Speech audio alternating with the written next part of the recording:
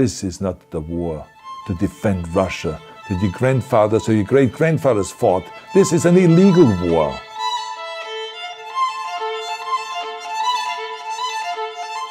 Hello everybody, and thank you for sharing your time with me. I'm sending this message through various different channels to reach my dear Russian friends and the Russian soldiers serving in Ukraine. I'm speaking to you today because there are things that are going on in the world that are being kept from you, terrible things that you should know about. The strength and the heart of the Russian people have always inspired me.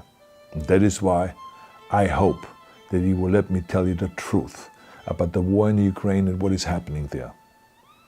No one likes to hear something critical of the government, I understand that. But as a longtime friend of the Russian people, I hope that you will hear what I have to say. And may I remind you that I speak with the same heartfelt concern as I spoke to the American people when there was an attempted insurrection on January 6th last year, when a wild crowd was storming the US Capitol, trying to overthrow our government. You see, there are moments like this that are so wrong, and then we have to speak up. And this is exactly the same with your government. I know that your government has told you that this is a war to denazify Ukraine. Denazify Ukraine? This is not true. Ukraine is a country with a Jewish president, I might add, whose father's 3 brothers were all murdered by the Nazis. You see, Ukraine did not start this war. Neither did nationalists or Nazis. Those in power in the Kremlin started this war. This is not the Russian people's war. No.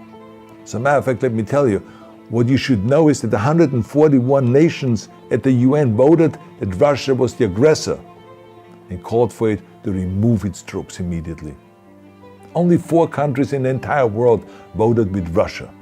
That is a fact. See, the world has turned against Russia because of its actions in Ukraine.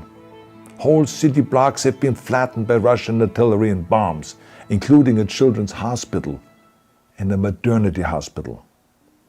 3 million Ukrainian refugees, mainly women, children and elderly, fled their country, and many more are trying to seek to get out. It is a humanitarian crisis. Because of its brutality, Russia is now isolated from the society of nations. You're also not being told the truth about the consequences of this war on Russia itself. I regret to tell you that thousands of Russian soldiers that have been killed. They have been caught between Ukrainians fighting for their homeland and the Russian leadership fighting for conquest. Massive amounts of Russian equipment have been destroyed or abandoned. The destruction that Russian bombs are raining down upon innocent civilians has so outraged the world that the strongest global economic sanctions ever taken have been imposed on your country. Those who don't deserve it on both sides of the war will suffer. The Russian government has lied not only to the citizens, but to its soldiers. Some of the soldiers were told they were going to fight Nazis. Some were told that the Ukrainian people would greet them like heroes, and some were told that they were simply going on exercise. They didn't even know that they were going into war. And some were told that they were there to protect ethnic Russians in Ukraine. None of this is true.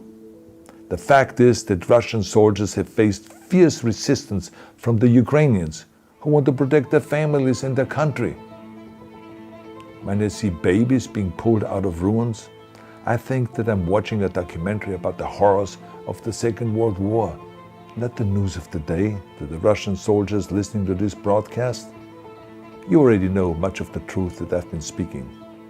You've seen it with your own eyes. This is not the war to defend Russia that your grandfathers or your great-grandfathers fought. This is an illegal war.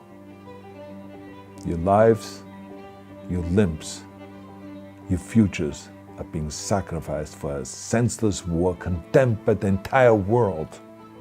Now, to those in power in the Kremlin, let me just ask you, why would you sacrifice those young men for your own ambitions?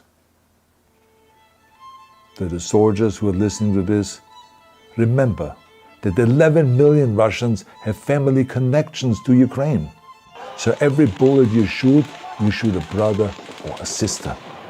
Every bomb or every shell that falls is falling not on an enemy, but on a school, or a hospital, or a home. I know that the Russian people are not aware of such things are happening.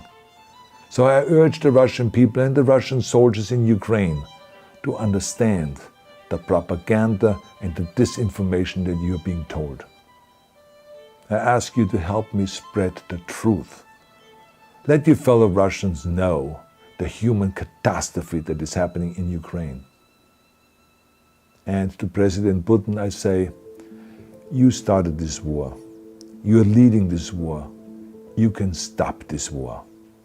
Now, let me close with a message to all of the Russians who have been protesting on the streets against the invasion of Ukraine. The world has seen your bravery. We know that you have suffered the consequences of your courage. You have been arrested, you have been jailed, and you have been beaten. You are my new heroes.